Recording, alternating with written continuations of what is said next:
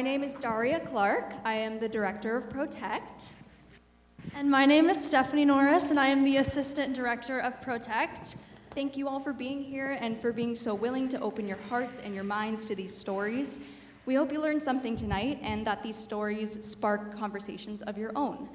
We do want to give a disclaimer. These stories are very personal, and they are reflections of a few specific people's experiences. They do not encapsulate the vast variations in opinions and experiences people have in regard to reproductive rights and the medical system. Please keep this in mind as you watch the show tonight.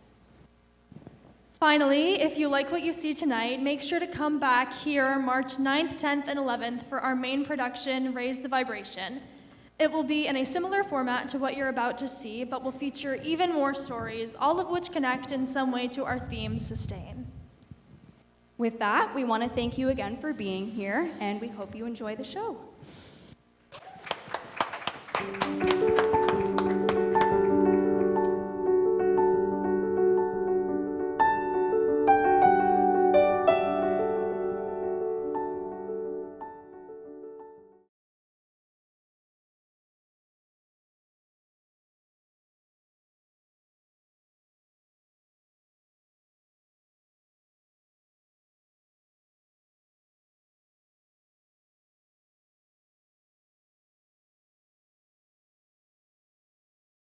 Every morning, I wake up on the wrong side of the bed.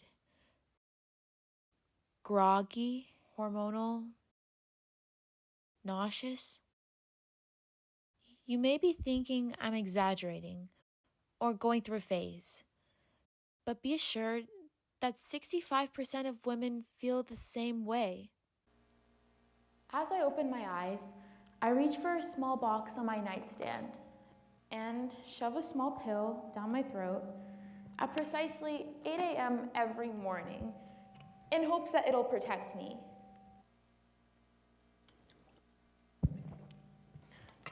Protect me from pregnancy and from laws regarding the autonomy over my body, which have been dictated by old white men.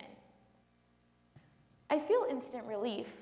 My reproductive rights won't be regulated by the government today, but it is in exchange for unwanted changes in my body. In exchange for compliance with the misogynistic guidelines, my government sees fit for my uterus comes headaches, queasy stomach pains, and mood swings. It's a deal with the devil. Nevertheless, I'm still a huge proponent on birth control. It gives women choices that they otherwise might not have had. It helps them obtain education and start careers. Promising, right? Wrong, not always. Birth control isn't easily accessible to everyone. And the reality is that the burden of preventing pregnancies most often is placed on those who are at risk of getting pregnant, not the ones who do the impregnation.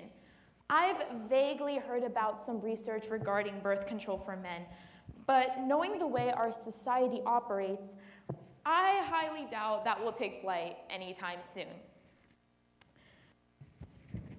Why would men want to be responsible for that? Let's travel back to when the first birth control pill was created in the early 1950s by two men who I would label ancient feminists. Their names were John Rock and Gregory Pincus. These men saw the struggles women faced in poverty when it came to unplanned pregnancies. They made birth control easily accessible to women who needed it the most. Pretty hot, right? I know. It only goes downhill from there. Present-day impregnators expect women to be fully equipped with whatever they need to protect themselves so that their sexual partners can have a little extra fun. To shield ourselves from the careless and self-entitled people that roam freely when it comes to women's bodies, we must be self-aware of the limited resources women do have available. The ring, shot, patch, hormonal IUDs, you name it. And although it may be hard to find one that responds to your body positively, there are many other variations of those products that may just be right for you. You think that with all of these available options, that it would be easy to find at least one that would be readily accessible to all communities. But with 18% of women in America without health insurance, or young women whose parents condemn birth control, or those with low-income families, it becomes an impossible task. It took me 2 years to find birth control within my price range, and that was with insurance. And you can tell how that's going. So, how do we solve these issues? How do we tell our doctors and peers that birth control is a woman's saving grace, but it's also crippling her too? How do we change the focus from responsible women to careless men? Well, the answer is right in front of you. In fact, the answer is you. You are still listening. To be educated and empowered to create a safe space for women. To wake up on the right side of the bed.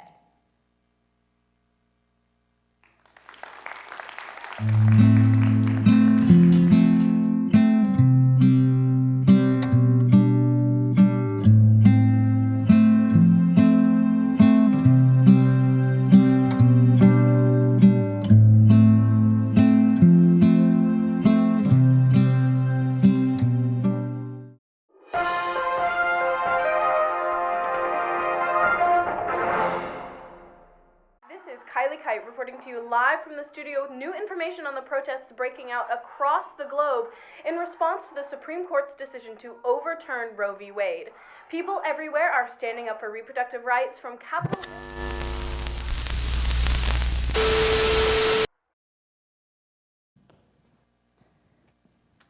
We're told about a woman's right to control her own body. But doesn't the unborn child have a higher right, and that is to life, liberty, and the pursuit of happiness?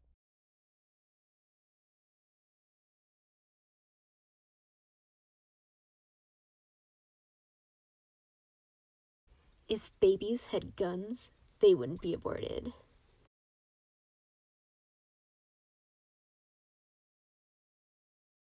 Right now, it's real easy. Right now, they don't make it important to be personally responsible because they know that they have the option of, oh, I can just go get an abortion. Now, we both know that consenting adults don't always think smartly sometimes. But consenting adults also need to consider the repercussions of the sexual relationship they're going to have, which is a child.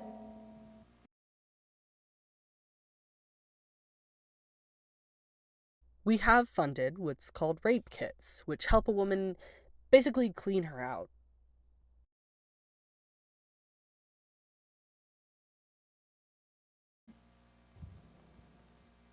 Rape is much less serious than abortion.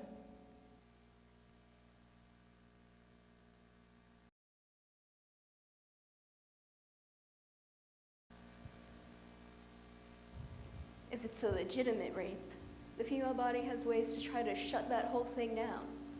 Let's assume that maybe that didn't work or something.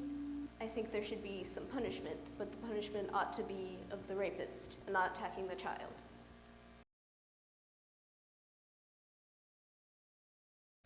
Rape is kind of like the weather. If it's inevitable, relax and enjoy it.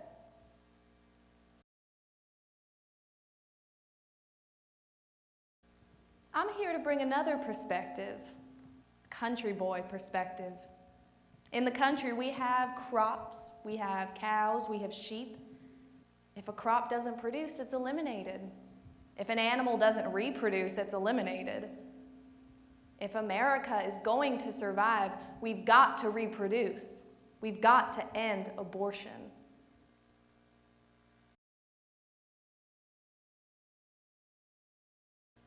If a woman has a right to an abortion, why shouldn't a man be able to use his superior strength to force himself on a woman? At least the rapist's pursuit of sexual freedom doesn't usually result in anyone's death.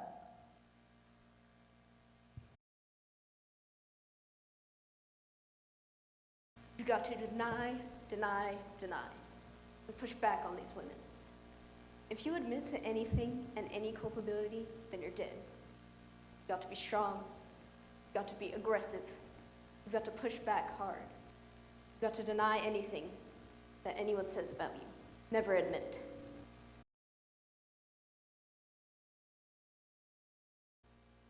I've got to use some Tic Tacs just in case I start kissing her. You know I'm automatically attracted to beautiful. I just start kissing them. It's like a magnet. Just kiss. Don't even wait. And when you're a star, they let you do it. You can do anything. Grab them by the pussy. You can do anything.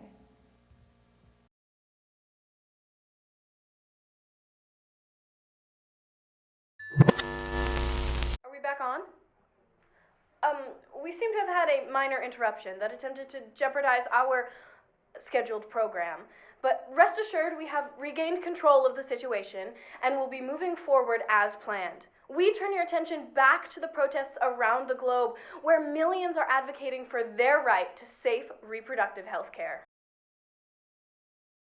You can do anything.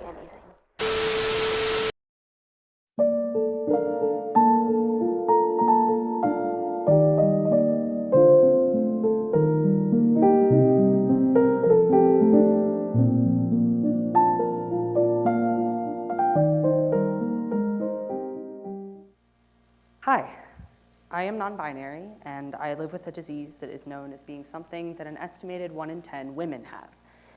Endometriosis, which is an often painful disorder in which tissue similar to the tissue that normally lines the inside of your uterus, the endometrium, grows outside of your uterus.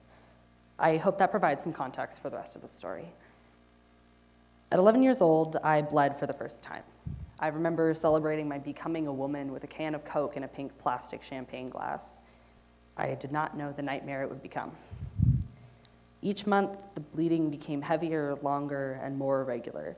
I was changing pads by the hour as putting in a tampon was simply impossible, but I figured it would just be something I had to learn. It was not. My inability to get out of bed became more frequent, waves of rocks and fire rolling through my abdomen, vulva, and back. Once I hit high school, it became terrifying. I passed out in chemistry, threw up in the bathroom during lunch, and ended up in the nurse's office so much I was labeled a frequent flyer, building friendships with the nurse and with the attendance lady who would check me out of school early on the days I was lucky enough to have a parent available to pick me up. However, it became even scarier when I started to feel the familiar gnawing of little gremlins running around my abdomen, stabbing my organs with mini swords when I wasn't even bleeding. I developed food sensitivities, intolerances to birth control, as well as a deepening sense of anxiety and depression.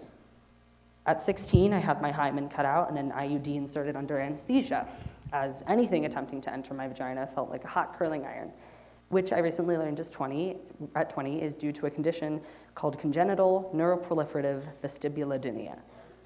I couldn't stop thinking about how I had lost my virginity to a scalpel held by a surgeon. I also saw a pelvic floor physical therapist who promised me we wouldn't have to attempt dilation or sticking different sized dildos in me to stretch me out for a long time. But 3 appointments in, recommended I ask the person I like to finger me so that the first time something is inserted into me, it wouldn't be clinical. I came back, told the doctor my friend said no, and that I didn't feel comfortable having her do it since she had put it in my head that it meant something. She told me there was nothing else she could do for me, and I never went back. At 18, I got an ablation, which is a surgical procedure where the endo tissue is burned instead of taken out, because that was the only option given to me. I got worse in the months following, forcing me to have to use a cane and deeply struggling to do tasks seemingly as small as walking between my car and my apartment. I was put on a medication that, unbeknownst to me, put me into menopause. This caused my ovaries to shrink, my labia minora to retract into my body, and my tissue to become so thin and fibrous that my urethra tore during my third endometriosis surgery, this time the gold standard of excision, at 19, along with the base of my labia during a physical examination a month after. I was gaslit and manipulated by medical professionals at seemingly every turn, even if they didn't realize they were doing it or thought they were doing the right thing. As mentioned at the beginning, I am non-binary. I have recently explored binding my breasts, shaved my head for the 4th time, and started drilling my gender-neutral pronouns into those who refuse to use them. I've begun to realize the deep disdain I have for the womanly parts of myself, likely because all they've ever done is cause me pain and suffering. However, through therapy and introspection, I'm beginning to learn the importance of living side by side with the sick parts of me. and see them as genderless, separate entities, not as feminine parts of me I dislike. That is how I'm beginning to learn to live sustainably in my own body. Dealing with all of these woman issues as a non-binary person has been humiliating, exhausting, and insanely uncomfortable for me. I am constantly misgendered by medical professionals, even after constant correction and advocating for myself. Having to deal with organs that I don't even want or wish that I had, and having every female part of my body fight me at every turn is horrific. Like many seemingly women issues, it's important to highlight the fact that there are people who do not identify as women who have to deal with it. As a final note, 2 weeks after my excision surgery, Roe versus Wade was overturned. As someone assigned female at birth, and frankly someone with empathy for others, I was horrified. I grew up in Washington State and now live in California, so I felt as though my right to reproductive health care was set in stone. However, it seems every day we get closer and closer to a national abortion ban and restriction on contraception. I'm someone who has benefited from reproductive health care since I was 12 years old. I have also never participated in any form of intimacy that would put me at risk for pregnancy, nor do I plan to. However, I have been on countless forms of contraception to control my menstrual cycle, which has left me bedridden for a week every month. This is because I had doctors and parents who understood the benefits of birth control outside of preventing pregnancy. The same goes for abortion.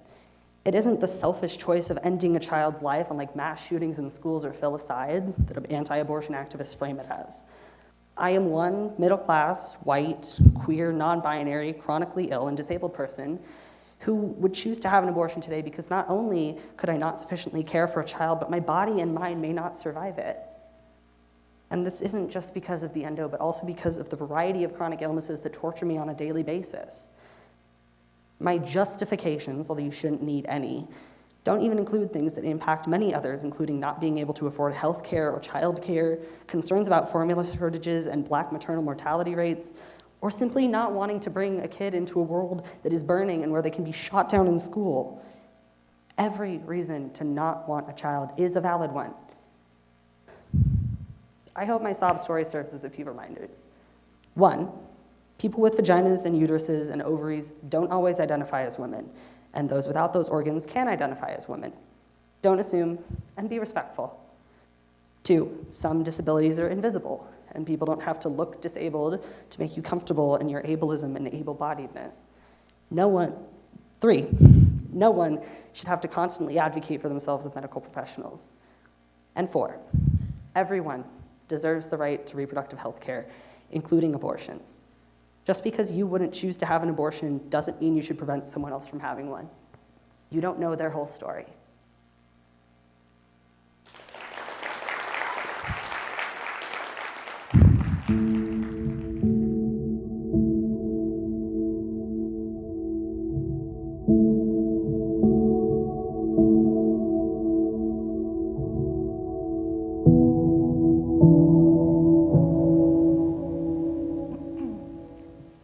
I don't know how to tell this story.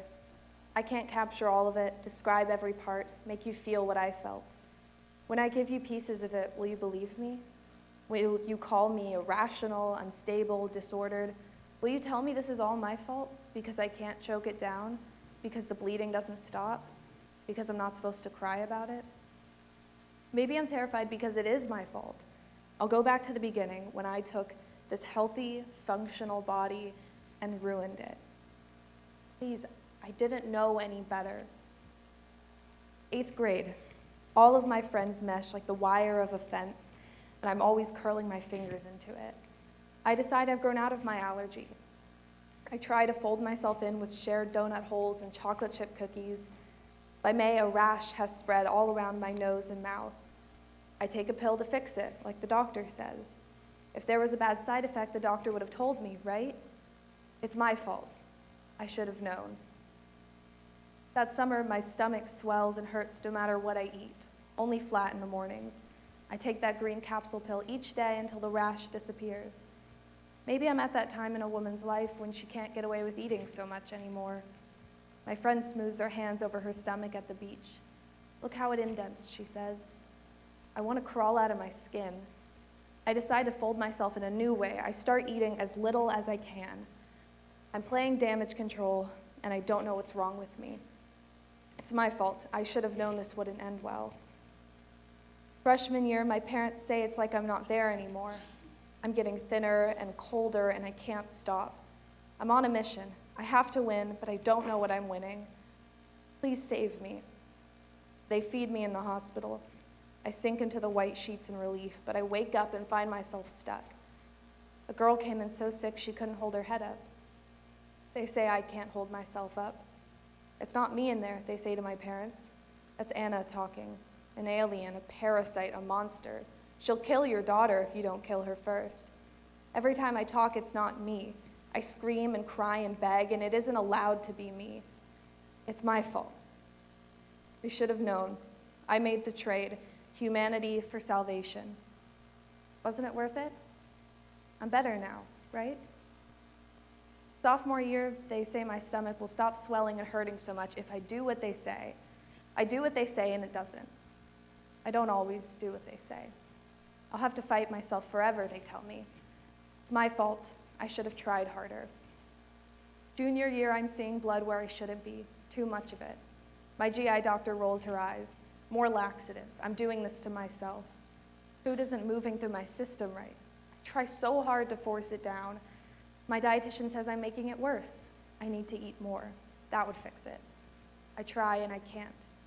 So it's my fault. That summer, I'm sinking further down and clawing at the sheets. I can't swallow down enough. I can't stop the blood. I'm back in the hospital in August and I cry. I'm there as an eating disorder patient. Yet the diagnosis, ulcerative colitis. My colon is bleeding and shredding itself apart. I relapsed, they say. I caused this. Why didn't I listen to them? They put me on steroids and my body swells, my reflection like a funhouse mirror. I cry and scream and they purse their lips. At least the blood stops. It's my fault. Wasn't there something I could have done? First semester senior year, I look in the mirror and it's not my face. The medication doesn't work. They look at me with disdain when I come back to the hospital on New Year's Eve. They don't stop looking at me. Everything I do must be wrong because I'm still bleeding. They've stopped caring. I go home bleeding. My fault. I shouldn't have let them do this to me. Am I ruined? Second semester senior year, I have a new doctor. She isn't angry with me. Neither is my dietitian. They can save me. I just have to wait. The insurance company won't let me die. I do everything right, but I can't finish this glass of water or sleep through the night. My mom checks my pulse at night and I don't even notice. I go to the ER and get my first blood transfusion. I'm a vampire, half dead and hungry for relief, sucking red in 1 pint, 2, 3, but it's spilling out black like the tar pits where the mammoths drowned. I'm sinking in too fast. Finally, salvation. I sign the papers and they cut me open and pull my shredding colon out. I'm not dying anymore, but I didn't make it out in one piece. Is there something I could have done? Was this still my fault? Now, I'm making it work with less pieces. I laugh with my friends at 1 in the morning and get a dating app. I do my homework and go home from college on the train. And when I get there, my parents don't look at me and believe I'm a monster. I've traced my whole story. The medical system will take and take and take until you are nothing. A puppet of a girl is better than a hysterical one that makes up her own mind. It was still my fault, I know. I played the game, so I had to gamble. But they were wrong about me. I'm done playing. It's okay if you don't believe me, because finally, I do.